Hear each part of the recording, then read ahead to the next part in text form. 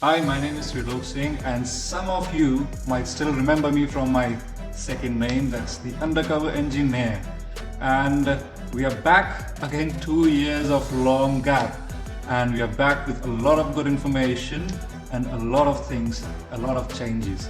So what's changed is I've moved to England, and now we will explore not just one aspect of YouTube that was informative motorcycle videos, but other aspects as well. And by we, I mean Me. Hello everyone, my name is Ash and I have more of a data analytics background. Whilst I'm not too familiar with the engineering side of it, I do have a curious mind in terms of how things structurally work or what the design purpose is of it. You could argue as well that this is not just exhausted or exclusive to engineering or analytics. You could argue this could be applied to lots of aspects of life, such as geopolitics or current social norms, or even the way our very cultures are formed. These are a few examples of the things that we will all be exploring here together. To begin with, let's start when I landed to England, and the first thing that I noticed wasn't something that I expected. Boy oh boy, what a contrast it was from where I came to where I landed. So the first thing I noticed when I landed, clean air.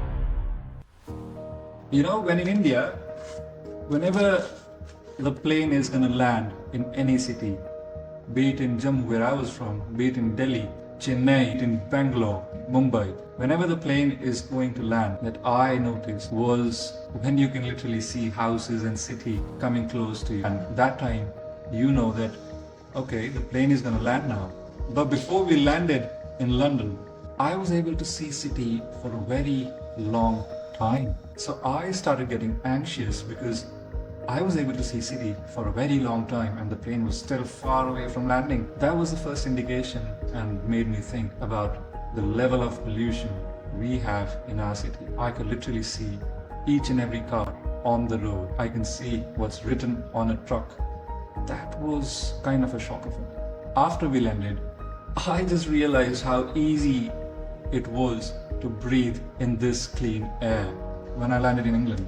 Trust me, I see a lot of British people, British nationals complaining about a lot of things. There must be a lot of things going wrong in England. But what they really forget is to appreciate all these tiny things. And you know what? My friend is absolutely right. Some folks in the United Kingdom, me included, do like to complain a lot about, say, the weather or how dull certain things look. And yet we take for granted what we actually have. We kind of forget, and it's clean air. For me, it's like it's a given, you know, that everyone everywhere in the world should be able to have this kind of privilege.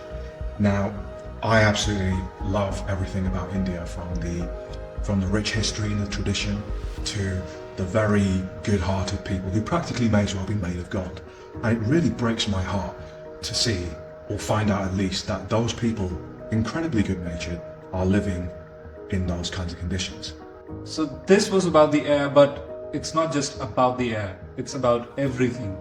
What I've seen in England after being here for about a year now, that British people here, most of them, are quite considerate about the nature, about their surroundings.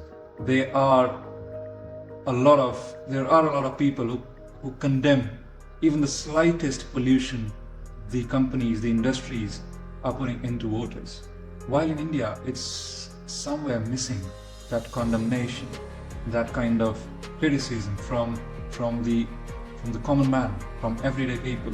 They see pollution happening there, but they are still not doing anything about it. We have normalized pollution a lot in India to an extent that it's now being dangerous to live in. While this thing, I believe, has to do a lot with education and the way British people, British kids are being educated.